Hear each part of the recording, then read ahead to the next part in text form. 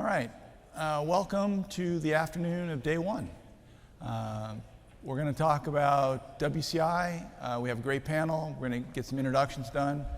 My name is Costantino. I am a Sacramento regulatory lobbyist consultant. I work with CARB. I've worked with CARB, and my whole job is to track what's going on, and certainly linkage and WCI expansion is in that mix. So happy to be here.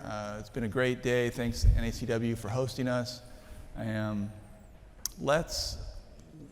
Just to set the stage, there was some news this morning, and we're going to talk about that. We're going to talk about some more detailed discussion of linkage and requirements and some market impacts. We have some really great speakers to talk about that. So we're going to do a little more detail than what we heard right before lunch. If you were here before lunch, you heard probably sort of an overview of linkage, but this is going to be more specific. So with that, I'm going to have everybody introduce themselves rather than me do it for them.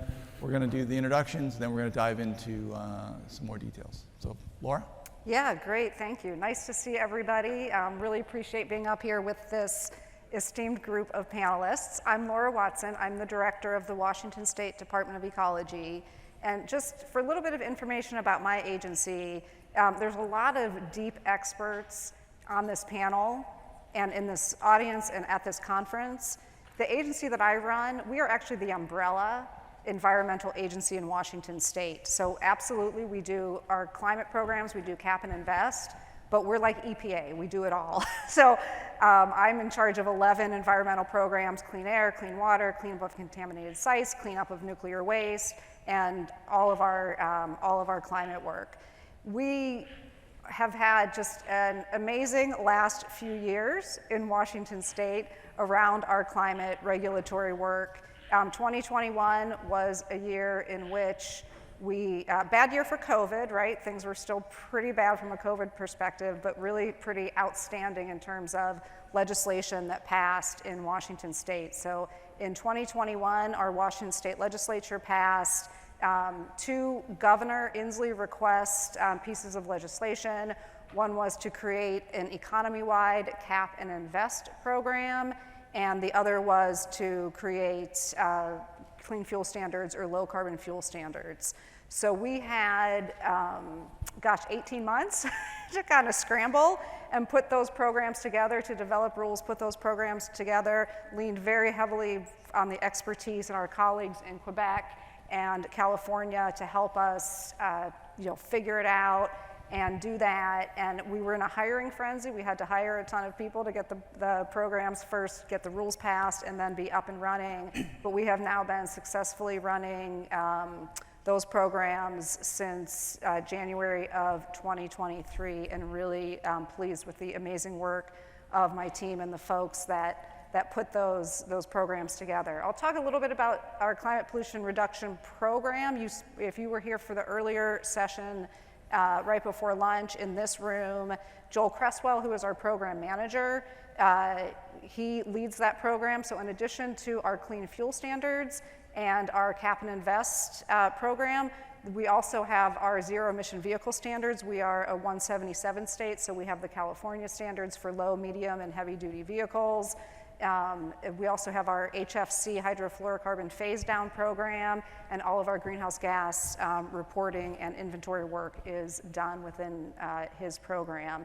Until recently, it was part of a larger air quality program, but the climate work is obviously so central and so important, we pulled it out, and it is its own separate program. If you haven't had the chance to meet Joel yet, strongly encourage you to mingle and meet him, and we have a lot of staff here as well, so hopefully you'll get the chance to meet a lot of Washington folks. Jean-Yves. Laura, did you want to say anything about this morning's announcement at all? Oh, I will mention this. Yes, this morning's announcement, was obviously big news, and we've already heard about it twice, so I know I'm saying it the third time, but sometimes you need to hear things multiple times. Really big announcement this morning. Washington, Quebec, and the state of California announced at 8 o'clock this morning, we issued a joint statement that we are exploring linking Washington's carbon market with the Quebec, California market. And so that really good timing for us to be here to be able to make that announcement, and we'll definitely get into more detail as this panel progresses. Thanks. Jean-Yves? Yes, thank you. Thank you for having us here. It's always a pleasure to be part of this wonderful carbon show. The panel today, expansion of WCI, it's about cooperation, it's about collaboration. I do have a slide. I don't know if it's possible. Please put up the first slide, thanks. Present it. Quebec is a small-scale economy.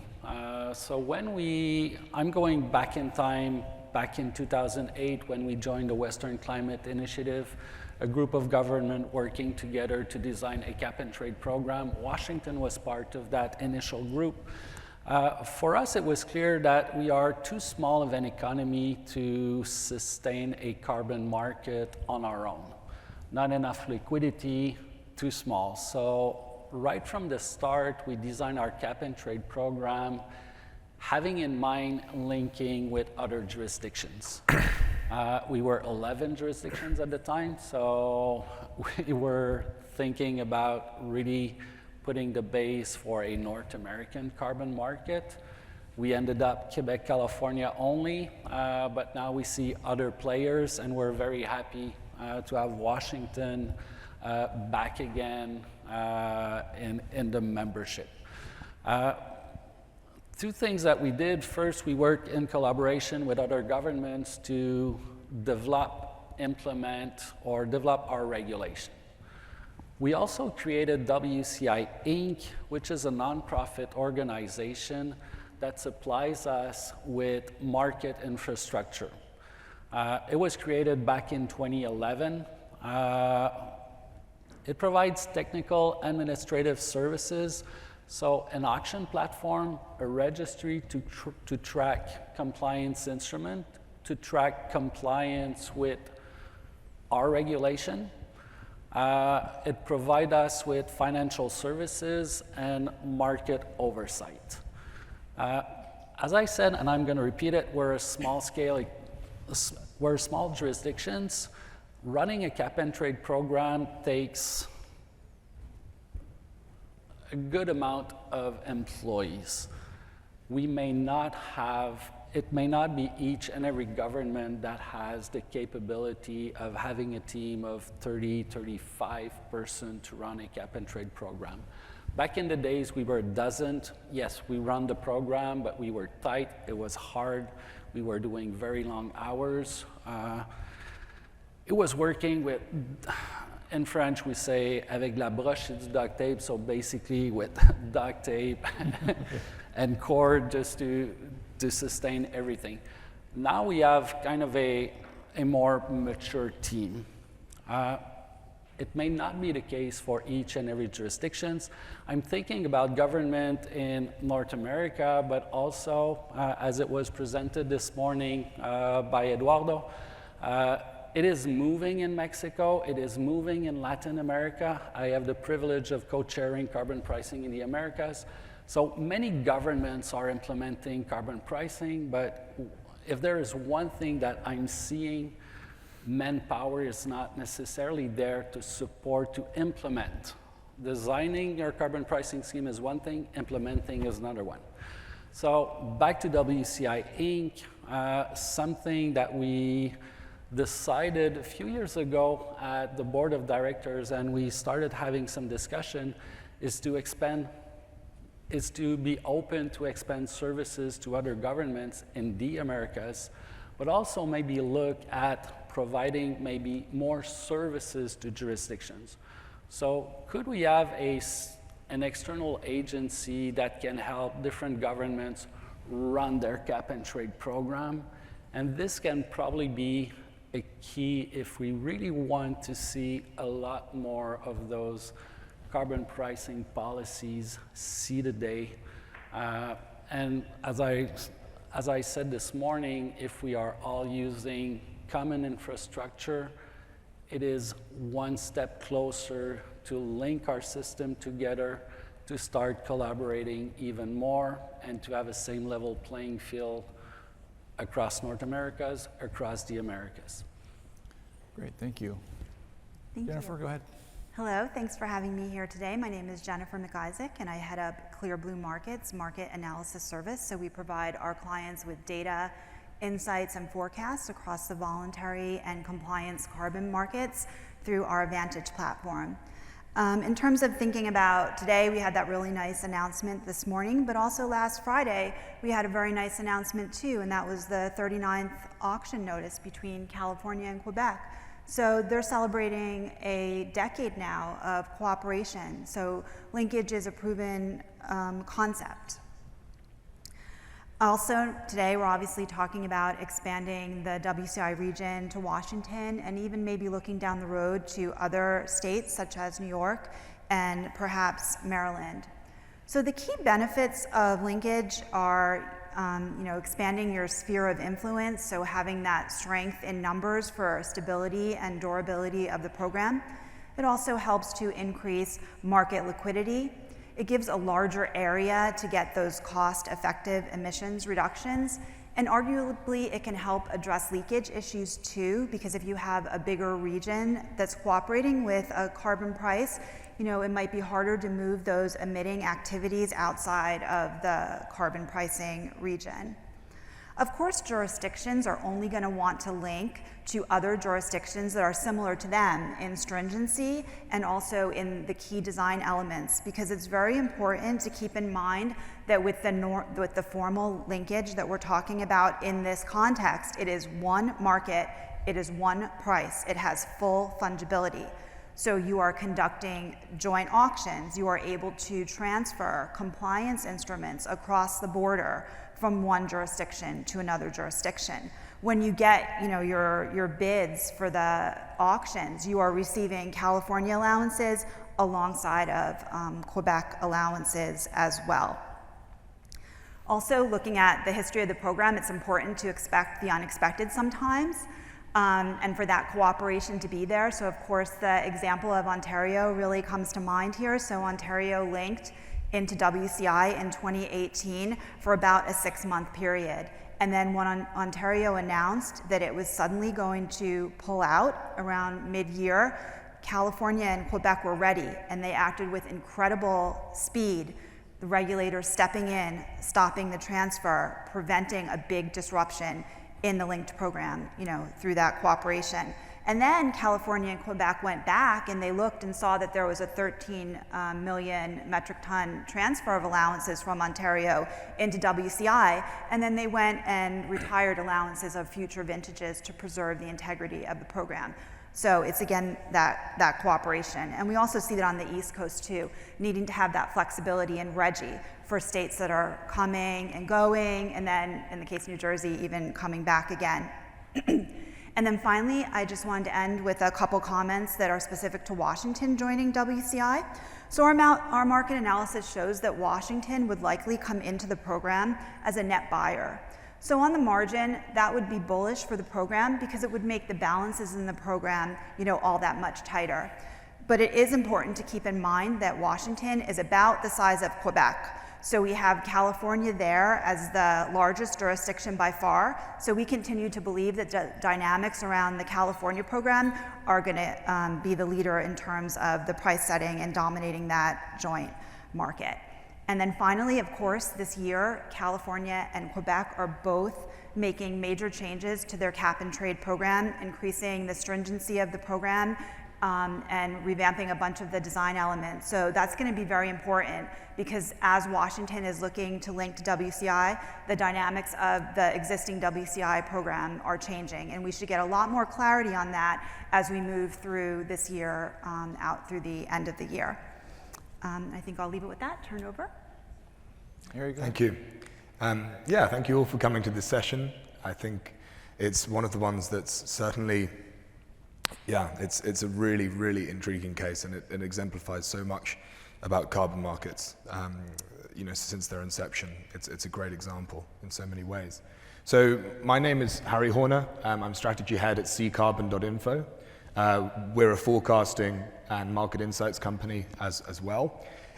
We've been established for more than 10 years now, looking originally across at North American cap and trade, but we've also now expanded to look at European cap and trade markets, clean fuel standards markets. We've got a full coverage across the North American markets there, clean fuel physicals, and also carbon offsets in a very deep way.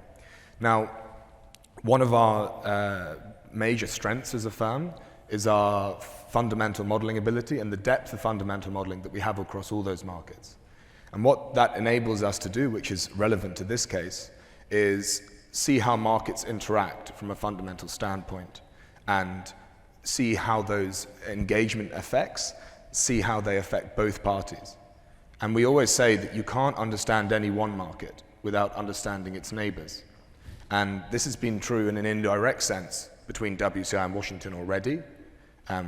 We see it within financial decisions and investors, and it will become ever more true as the path towards linkage is possibly trod.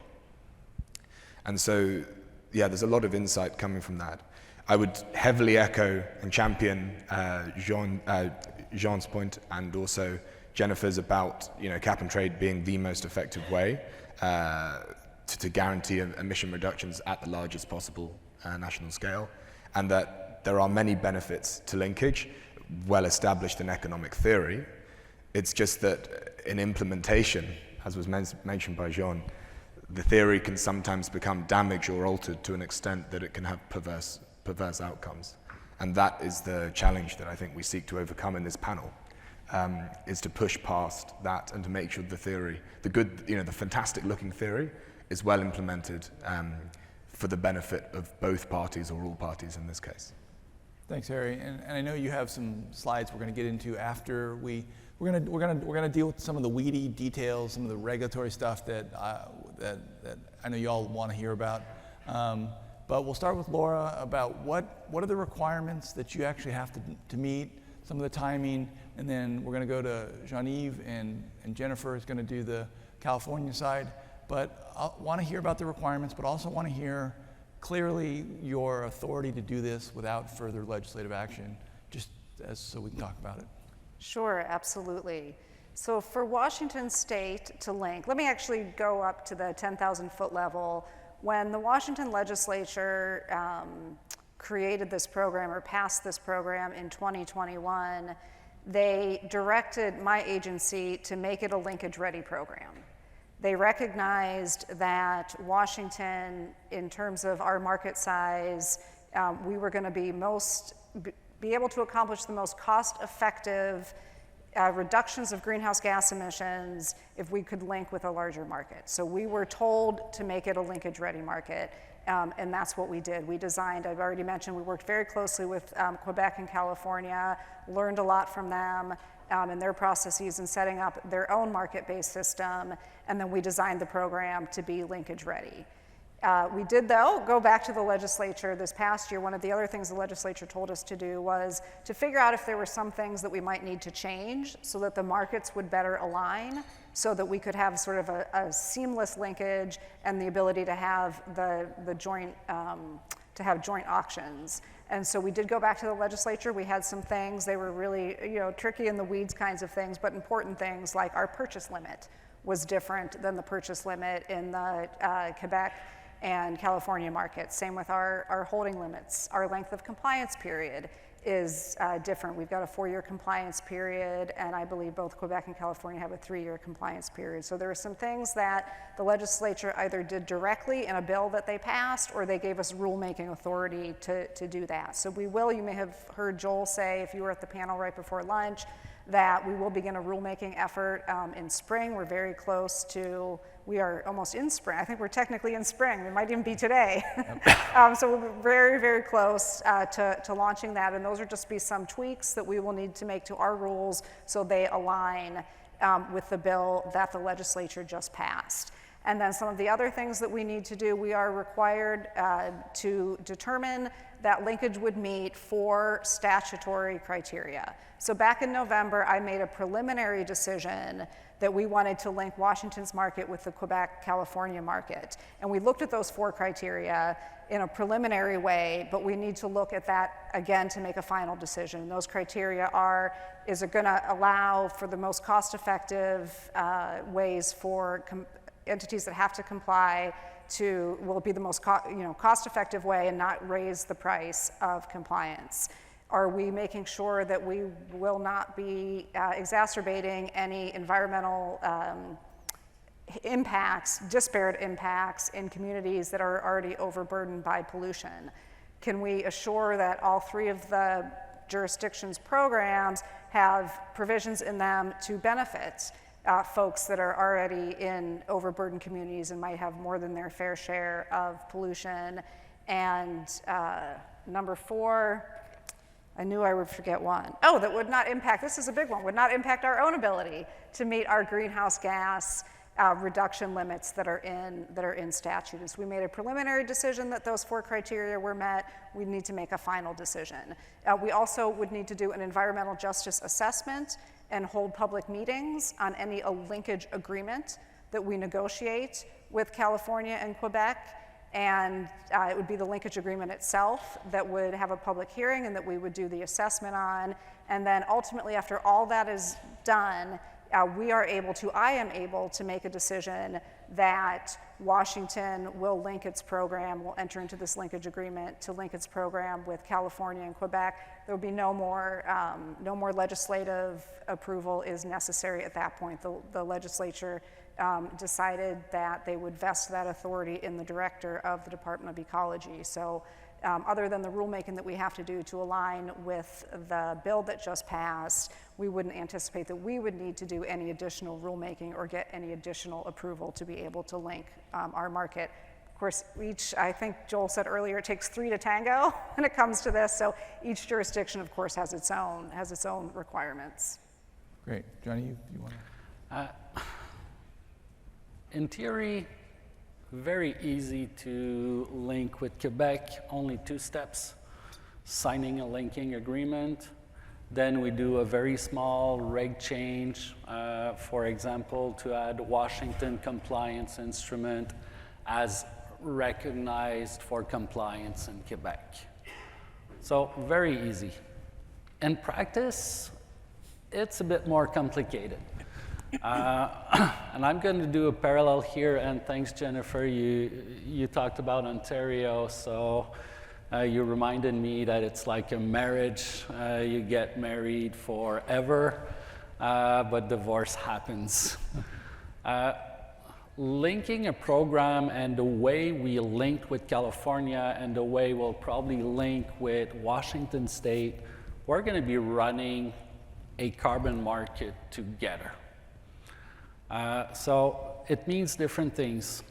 We need to trust each other. We need to know ourselves. We need to know our regulation, make sure that if we run joint auctions, our regulation is completely aligned to allow for those joint auctions to be run in an identical way. Rooms of maneuver for other parts of the regulation, but we need to undertake that work. We are very much aligned, and the latest changes made by Washington State will greatly facilitate. So understand each other's regulation, understand the impact of linking with Washington on our capability of achieving our mitigation goal, the impact on market behavior. So we're going to need to run some economic analysis before I, as a public servant, make recommendation to my government to, yes, sign the linking agreement with Washington or not. So still a lot of work to be done, but we work together helping or sharing knowledge with Washington State when they design the regulation. So it's going to be very easy to link if a decision is ever made. But still, many things to think about. And coming back with Ontario, we're going to think about delinking as well. We really, if we link with Washington, the goal is to be linked until we stop emitting greenhouse gas emissions, so carbon neutrality in 2050 and beyond. But governments may change in future years. So what if one of the partners wants to get out of the partnership? How do we do that in a timely order, and how do we make sure that we don't disrupt the market? Ontario was a real bad example. Decision made from one day to the next to get out. It would have had a tremendous impact on our market if California and Quebec did not decided to block transaction right away once the announcement was made. But we need to think about this when we sign that linking agreement, when we linked our market together. And I'll stop here for the sake of time. Great, and just to be clear, you have the decision would be in your agency, right? There's no... The decision will be made for the government to sign the linking agreement, but we make, my agency, Ministry of the Environment and the Fight Against Climate Change, we make the recommendation. It is our minister that has the power to sign the linking agreement, but he'll do this after consulting with the Premier and his colleagues. Yeah, so I can talk about California a little bit. So California actually initiated linking with Quebec back in 2012, and they had already started the process. So it's a formal rulemaking process that has to take place. It's a public process with all the regular analysis that has to take place there.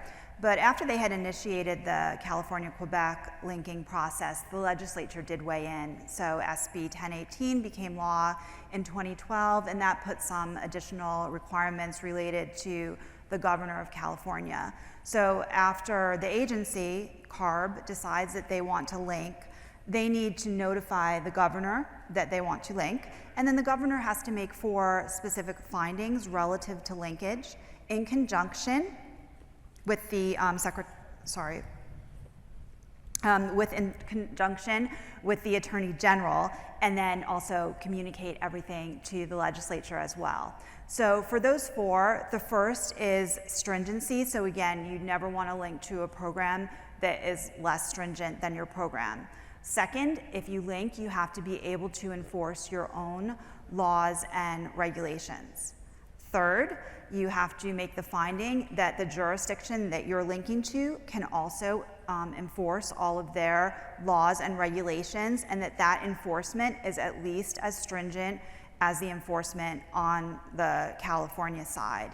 And then fourth, you have to show and have a finding that there is no liability from the linkage. So once the governor does that, then that can be incorporated as part of the rulemaking process. So the rulemaking process to link up California and Quebec took about 1.5 years, and the linking process took around a year, a little bit less than a year maybe, to link up with Ontario. So we would expect a very similar process to happen in California in this case. So we're going to switch gears in just a second, but I wanted to ask the timing question. What just down the line, what is your view of how quickly it could happen, and what's the out year that if it didn't go well? And I should say, when we talked about this, when we prepped this panel, one of the assumptions I was going to mention up front was that linkage was on the table, right? That there was an obvious desire to have that happen. Well, this morning's announcement sort of stole that thunder, but from your perspective, each of you, all the way down the line, what do you think is timing-wise? So timing-wise, from Washington's perspective, we can complete all of our steps in 2025, and we would be able to execute a linkage agreement in 2025, which would suggest the earliest that the markets could link would be maybe the end of 2025, more likely in 2026 is when you'd have an actual linked program. I will say, and thank you, Jennifer, for pointing this out, we do say on our website, point out that as long as we are linked by November 1st, 2027, entities that are required to comply in Washington can use allowances from the larger market to meet their Washington compliance obligation. And so you ask, what would be the outer end? I'm really actually pretty optimistic that we can do it relatively quickly, and we won't be pushing it to the outer end. But in terms of what I think we would hear from our entities that are required to comply in Washington, they're going to want to make sure that we are linked in 2027 so that those allowances from the larger market could be used to meet compliance obligations in Washington. Of course, in Washington, because when our program passed, we need to meet our 2030 greenhouse gas reductions, and that is 45% below our 1990 limits. That means in the first several years of our program, we have a 7% downward trajectory per year, so that's annual. So that is a very steep decline. It smooths out after 2030, but in order to meet that 2030, we have a steep decline. So we are a program just by virtue of that, the size of our market, as well as the steep decline in the first several years of the program.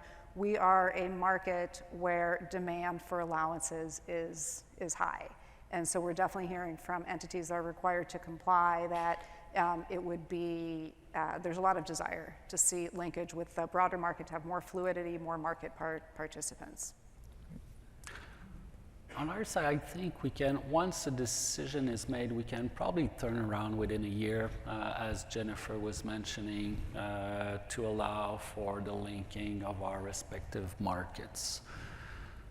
Linking agreement, we have one. We signed one with California. We signed one with Ontario. So as long as there's no much changes to the existing text, we can probably make that one happen very fast. The reg change, it's roughly let's say we squeeze the timeline 6 to 8 months. The reg change is done, and we can probably make it a bit faster.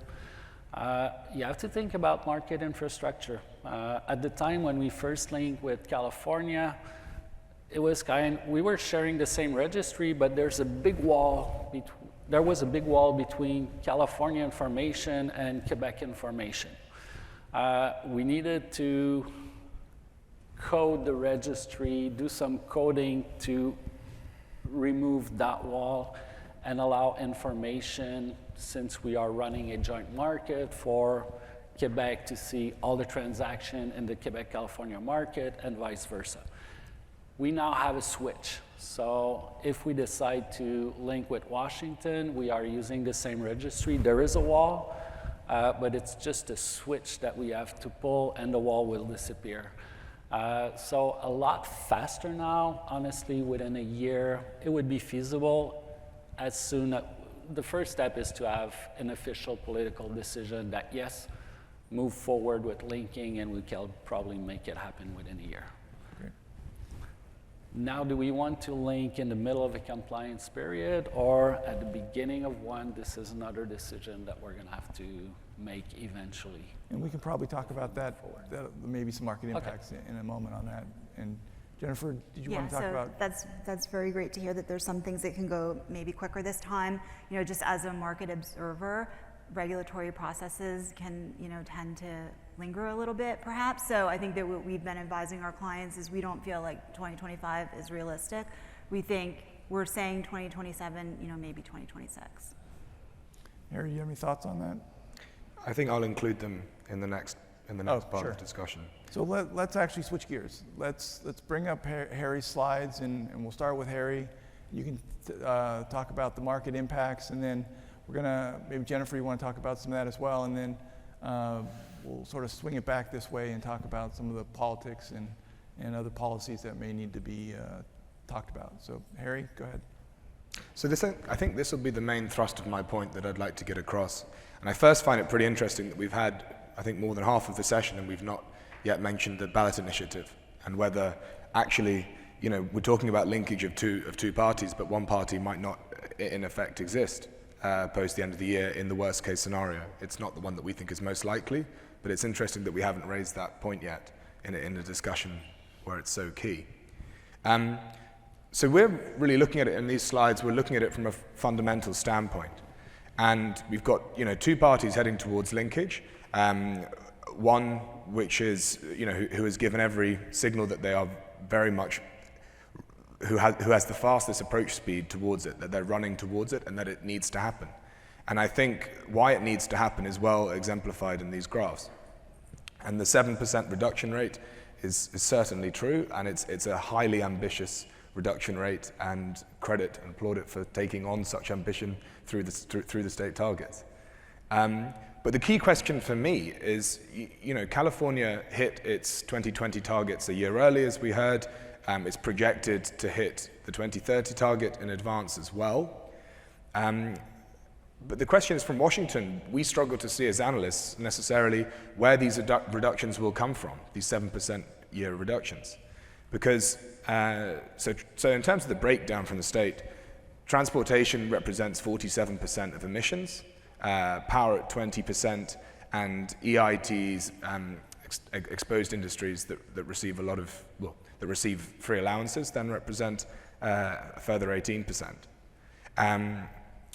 So we can first look at free allowances. In Washington, there's a very high percentage. It's full in the first period, and then coming down slowly thereafter for a large part of the market. And so I think it's about 40% or so of emissions receives free allowances, and that means that you haven't got a direct price cost signal towards those entities. You have an indirect one, because theoretically, if they were able to cut their emissions faster, you've then got allowances left over that have a market value. But the problem with the design of this is that if the free allowances are the quantity of free allowances to each firm is decided each year on the previous emissions, more or less. There's an adjustment factor there, and so you have a variable amount of free allowances. And that means that you're not necessarily incentivizing those industries to reduce their emissions as fast as for the progress they'll make. They'll lose that asset, those free allowances, over time, which is different to the California formula for free allowances, which is based on a linear reduction factor for each firm. And so I'm sure people will come back on that, but that's a really key point for us, is that you've got 40% of the market that don't receive a direct market signal. And then you have, so let's take power, 20% of the emissions there. Now, Washington has a very well-developed hydro energy sector. However, because of its geography, solar is a lot less feasible in the state.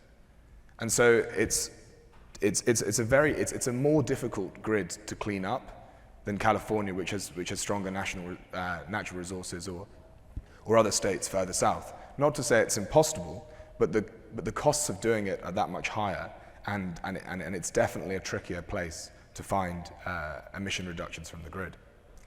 So that means that you have transportation left over, and that sector is really going to have to take the vast brunt of the emission reductions. Is the sector that's left that doesn't receive free allowances in the same way.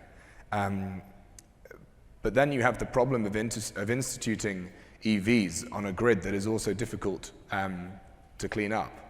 And we know that transport is a costly sector to reduce emissions from when we look at the marginal abatement curves. And so it's a real challenge that's presented to Washington.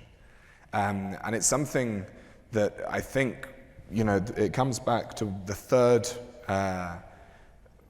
third necessary condition for the governor that Jennifer mentioned, which is that the linkage party can enforce their laws and reach their targets. And I use those two semi-interchangeably. There is a law for a target, and that needs to move towards that. And the question is, can Washington actually achieve that? And if they can, at what cost, at what price? So if we move to the next slide.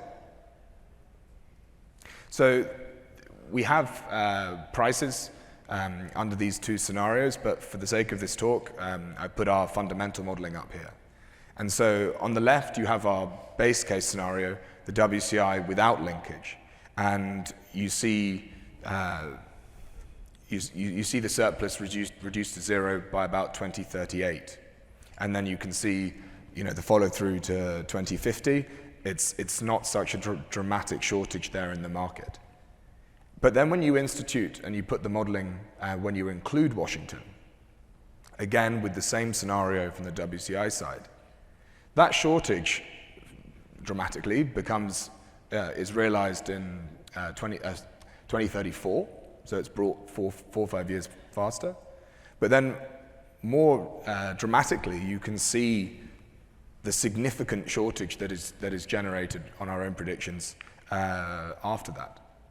And that is the thing that ARB and Quebec, in their own respects, will need to be circumspect about and examine, which is, what, from a cost standpoint, are they getting themselves into? How will it change their own prices and the cost of their own transition? And how will that, in turn, affect ratepayers, taxpayers, and corporates within California and Quebec, respectively?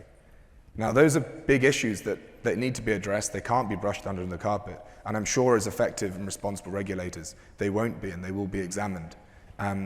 But I just wanted to, we had a lot of positive talk, and it's fantastic to hear positive talk from regulators. It's what we love to see as market analysts.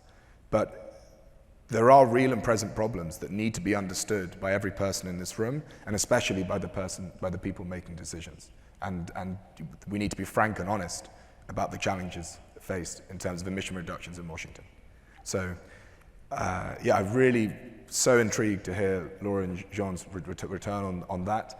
I don't lay this out as a challenge or negative point. I lay it out as our vision, what we see as an economic reality upcoming down the road.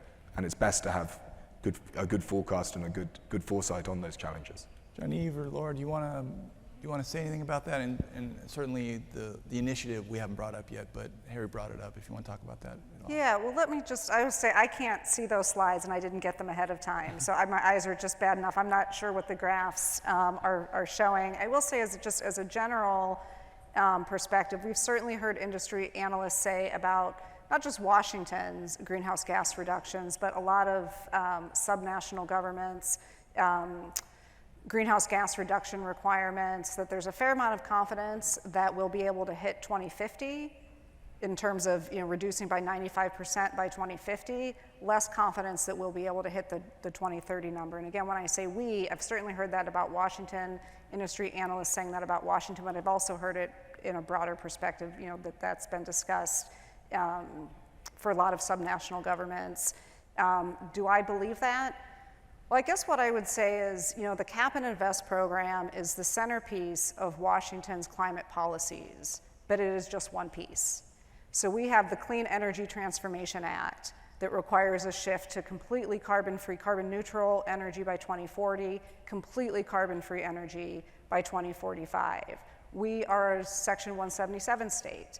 So we have the California standards, which means that no new sales of vehicles with internal combustion engines by 2035 will be all EV, and electric vehicle transportation has penetrated much faster in Washington state than even we had predicted, right? So EVs are very, very, very popular in Washington state. The charging infrastructure needs to catch up a little bit, but there's a real desire and a good penetration of market share of new vehicles being sold that are EVs. And then we've got some of our other policies like the hydrofluorocarbons phase out, the methane capture. It's all just this suite of policies that work together. And then the big game changer at the federal level, not a regulatory game changer, but money matters, the passage of the Inflation Reduction Act has just been a huge infusion. In addition to the $2 billion that we've already raised in Washington state through our carbon auctions to help decarbonize our economy, huge influx of funding from the federal government that's just like a steroid shot throughout the country, but especially in Washington state because we've got those state funds. And so I've already said that I'm an optimist. Maybe optimism's not the right word. Maybe it's hopeful, right? Because when you're an optimist, maybe you believe despite all proof to the contrary. Whereas hope is you're gonna fight for what you believe in, and you believe that you're gonna accomplish it because you're gonna fight for it. And so I am very, very hopeful and actually quite confident that we are on track, certainly to meet the 2050 reductions, but I'm actually pretty hopeful that we're on track to meet our 2030 reductions as well, and it's that combined suite of climate policies and the big investment at the federal level that I think is going to get us there. Thank you. Jean-Yves, do you want to say anything? Maybe a few things to add. You're making a very good point. When we link with someone else, with another market, we need to very well understand what will be the impact on the well-being of our existing market, what will be the impact of our global capacity to achieve our respective mitigation goals. That said, and I will not talk about the numbers in the graph that was showed, but if there is something that I learned over the last 20 years being in the carbon market world, all the modeling that we do, we tend to underestimate the speed at which new technology hit the road, see the day. We had that discussion in Paris. There's an IEA meeting on an annual basis, and it came back how fast prices of new technologies, solar panels, hydrogen, CCS, is going down a lot faster than expected. So yes, probably with what we know at this moment, looking by 2050, there seems to be a huge shortage. But once the price signal is there and more governments are putting in place carbon pricing policies, more and more governments are making pledge commitment to reduce greenhouse gas emission, this sends a strong signal, and the industry responds very fast. So my expectation and what we saw in the EU ETS, what we saw in the RGGI, and I'll go back to the NOxIP call to reduce acid rain back in the 80s. That program was able to deliver the mitigation in half the time, half the price. Probably just because when we did the modeling at the beginning, we overestimated the time and the cost of achieving those mitigation goals. So yes, I see the slide. We have that in mind. Will it materialize in the upcoming years? I don't think so. By 2050, we're going to be living in a completely different world. So I want to give Jennifer a moment to say anything she wants about the market impacts. It doesn't have to be on response to Harry. Could I respond directly quickly just to both those points? And then to definitely come to Jennifer just briefly. So we do our best to take into account the exponential effects of rollouts of technology. That's well in the forefront of our minds. Clearly nothing is certain in the future, but clearly this is our best effort taking into account those kind of growth rates.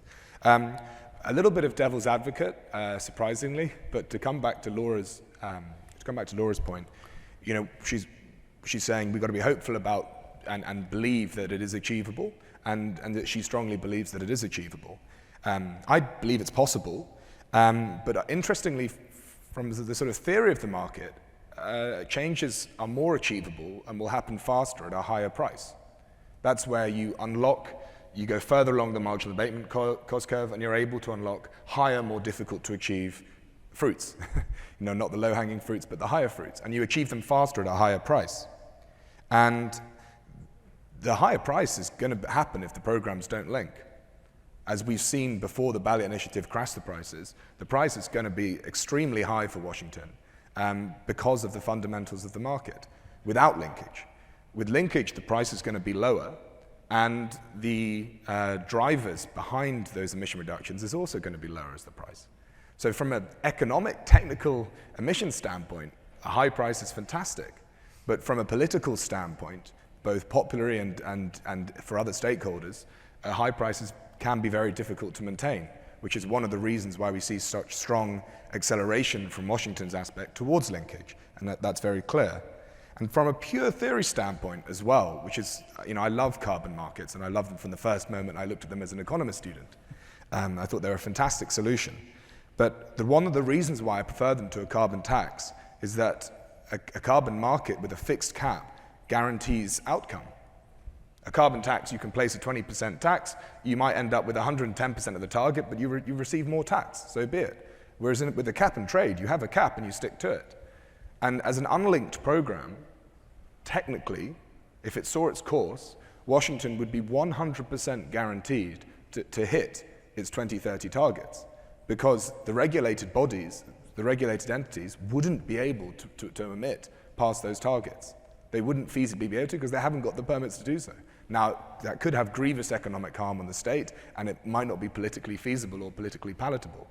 But an unlinked program would be more guaranteed to actually hit those targets because it hasn't got a choice not to. In the larger linked market, it has a choice, it has cross-fungibility.